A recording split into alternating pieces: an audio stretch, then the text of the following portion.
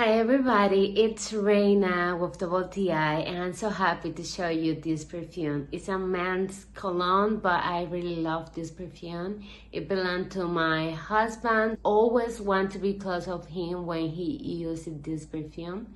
And if you love the scent of the leather, I definitely recommend this perfume, the Tom Ford Ombre leather. The smell is very delicious. I think it's a very manly perfume, especially to use at night or for a special occasion, an anniversary, a dinner, or a business meeting.